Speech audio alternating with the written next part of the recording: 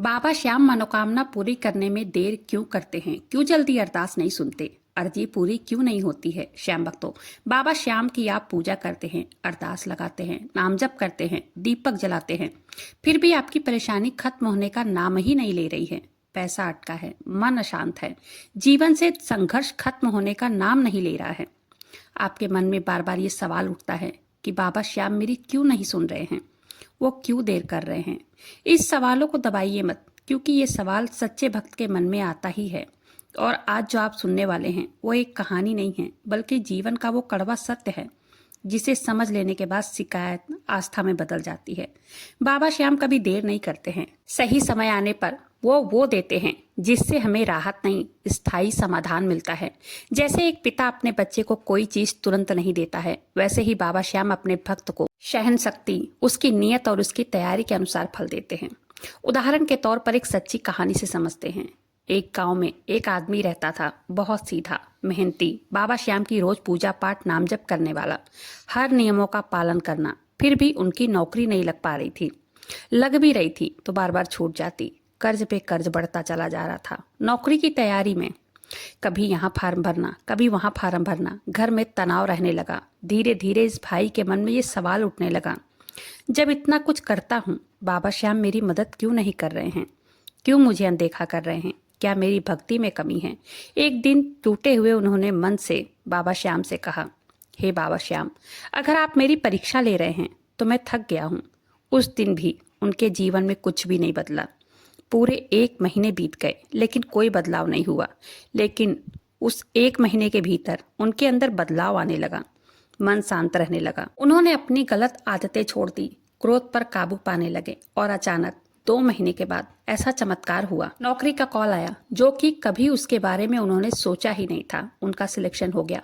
न कि नौकरी मिली बल्कि सम्मान भी। और तब इस भाई को समझ आया कि बाबा श्याम देर इसलिए कर रहे थे क्योंकि उन्हें मुझे कुछ बड़ा देना था। ये एक सत्य घटना है, किसी व्यक्ति के जीवन की सच्ची कहानी है। इस भाई के साथ बीती ये बातें हमें सिखाती है कि बाबा श्याम देर तब करते हैं जब हमें मजबूत बनाना होता है, जब हमें सिखाना होता है कि संकट से डरना नहीं है बल्कि उसमें स्थिर रहना सीखो। क्योंकि जो व्यक्ति खराब परिस्थिति में भी बाबा श्याम का नाम पूजा पाठ नहीं छोड़ता है, वही सच्चा अधिकारी बनता है कृपा का।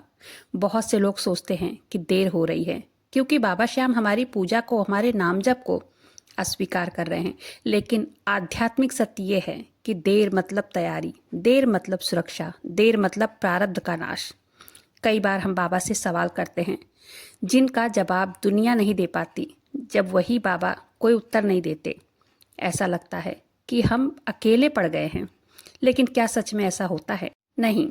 श्याम भक्तों, कभी कभी बाबा श्याम बोलते नहीं हैं क्योंकि वो देख रहे होते हैं। बाबा श्याम की चुप्पी नजरअंदाज वाली चुप्पी नहीं होती है, बल्कि वो नजर रखे हुए हैं। कभी कभी तो माँ भी अपने बच्चे को गिरने देती है, जिससे कि उठकर अपने आप चलना सीखे बच्चा। बाबा की खामोशी हमें यही सिखाती है, बिना शर्त भरोसा, बिना सवाल समर्पण, बिना आवाज विश्वास।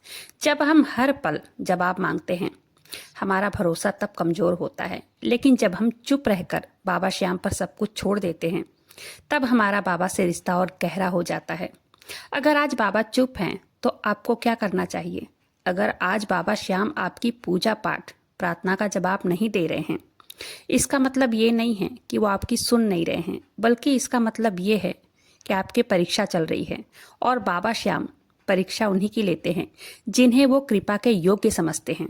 याद रखिए, जब बाबा चुप होते हैं तब वो सबसे करीब होते हैं। बस हम भक्त उनकी खामोशी को समझ नहीं पाते हैं, क्योंकि बाबा शब्दों में नहीं, अनुभव में बोलते हैं।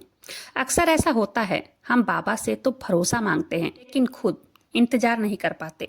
हम चाहते हैं अभी संकेत मिले, अभी राहत मिले, अभी कोई चमत्कार दिखे। और जब कुछ नहीं होता है, मन धीरे धीरे शिकायत करने लगता है। लेकिन पता है, बाबा श्याम की घड़ी हमारी घड़ी के हिसाब से नहीं चलती है। बाबा श्याम की घड़ी अलग चलती है। वो जानते हैं किस मोड़ पर कितनी देर रुकना है। जब बाबा बोलते हैं तब तो हर कोई भक्त बन जाता है, लेकिन जब बाबा चुप हो जाते हैं, जब वो चुप रहते हैं, तभी असली भक्ति बाहर आती है। उस समय न पूजा में रस रहता है, ना मन शांत रहता है। फिर भी जो भक्त हर दिन बाबा श्याम से कहता है, बाबा जैसा आप चाहें वैसा सही, वही कीजिए, भक्त बाबा के सबसे करीब तब पहुंच जाता है। बाबा अगर हर आंसू पोंछते तो हम मजबूत कैसे बनेंगे? अगर हर बार बिना ठोकर के रास्ता देते बाबा, तो हम कैसे सीखेंगे? बाबा चाहते हैं, बाबा जानते हैं कि कुछ दर्द इलाज नहीं होता। वो परिवर्तन लाते हैं और बाबा आपको बदलना चाहते हैं, तोड़ना नहीं।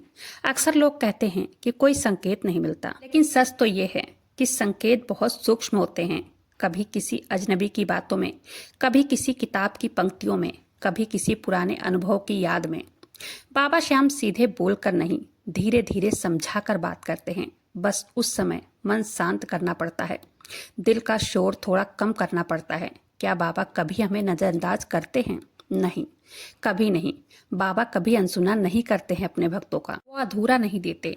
वो तब तक रुकते हैं जब तक आपकी स्थिति उनके उत्तर को संभालने लायक न बन जाए, क्योंकि अधूरी तैयारी भी मिला हुआ उत्तर हमेशा भ्रम में डाल देता है। बाबा की खामोशी दरअसल एक सवाल है, क्या तुम मुझ पर बिना जवाब के भी भरोसा कर सकते हो? अगर उस पल हम रुक जाते हैं, शांत हो जाते हैं, फिर भी बाबा को थामे रहते हैं, वही पल हमारे जीवन का सबसे बड़ा मोड़ बन जाता है।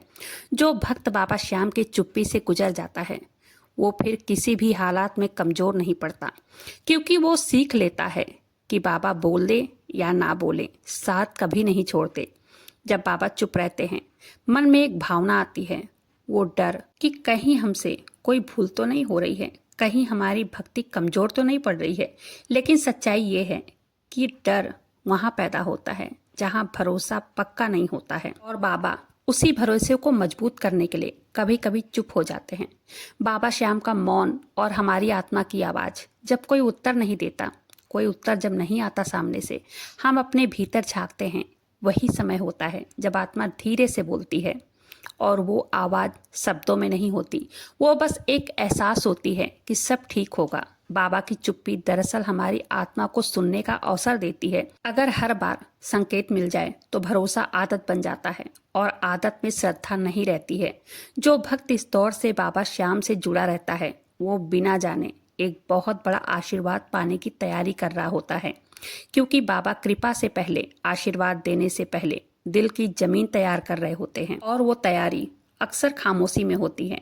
एक समय आता है जब शिकायतें करते करते आवाज दब जाती है, और तब बस एक ही बात निकलती है, वो आप और हम नहीं समझ सकते। यही वो पल है जब प्रार्थना मांग नहीं रहती, समर्पण बन जाती है, और बाबा इसी पल का इंतजार करते हैं। हम घड़ी देखते हैं, तारीखें गिनते हैं, दिन रात जोड़ते हैं, लेकिन बाबा समय नहीं गिनते, वो देखते हैं आपका मन अब तैयार है उस उत्तर के लिए, उस चमत्कार के लिए जिसमें आपकी जिंदगी बदल जाएगी। जब तक वो तैयारी पूरी नहीं होती, बाबा चुप रहते हैं। अगर आज आप ये सोच रहे हैं कि आज ही इस दौर से आप गुजर रहे हैं, तो ऐसा नहीं है।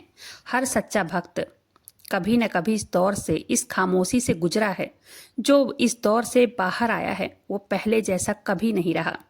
जब ये दौर लंबा खिंचता है, तो धीरे धीरे हमारा देखने का, सोचने का, समझने का तरीका बदल जाता है।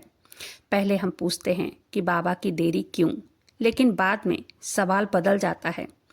कहते हैं, बाबा आप इसके जरिए मुझे क्या सिखाना चाहते हो? यहीं से भक्त की सोच शिकायत से सच की ओर बढ़ती है। कभी कभी हम ये मान लेते हैं कि हमारी प्रार्थना जरूर सुनी जानी चाहिए, क्योंकि हमने बहुत सहा है। लेकिन बाबा श्याम की चुप्पी धीरे धीरे से इस अहंकार को तोड़ देती है। वो सिखाती है, भक्ति हक नहीं, भरोसा है, और भरोसा मांग नहीं करता। बाबा श्याम देर इसलिए करते हैं क्योंकि भक्त और भगवान का रिश्ता सौदे से उठकर आस्था बन जाए। जब भक्त मुझे ये चाहिए कहता रहता है, तब कृपा सीमित रहती है, और जिस दिन भक्त ये कह देता है कि हे बाबा श्याम, जैसा आप चाहें, जैसा आपकी मर्जी हो, उसी दिन देर समाप्त हो जाती है। बहुत से लोग ये समझ नहीं पाते कि बाबा श्याम हमें जिस चीज के लिए रोकते हैं, उसी चीज के लिए हमें भीतर से तैयार भी कर रहे होते हैं। अगर आज आपकी मनोकामना पूरी नहीं हुई है, तो ये साफ संकेत है अभी समय सही नहीं है। या तो आप उस चीज के लिए अभी इंतजार कीजिए, या उस चीज के लिए अभी आप सक्षम नहीं हैं, और उस बीच तब तक भक्त बाबा श्याम पर भरोसा करना सीख लेते हैं। जिस दिन बाबा श्याम पर पूर्ण रूप से भक्तों का विश्वास, श्रद्धा, भरोसा, समर्पण हो जाता है। उस दिन बाबा अपने भक्त को वो देते हैं जो भक्त की इच्छा होती है या जो भक्त के लिए सही होता है। उम्मीद करती हूँ वीडियो पसंद आई होगी। वीडियो पसंद आई हो एक लाइक कर दीजिएगा। अपने ही चैनल मैजिक उपाय को सब्सक्राइब जरूर से कीजिएगा। बाबा श्याम का जयकारा कमेंट बॉक्स में दिल से लगाइएगा। मिलते हैं फिर ऐसे किसी वीडियो के साथ, तब तक के लिए जय श्री श्याम, हारे के सहारे की जय हो।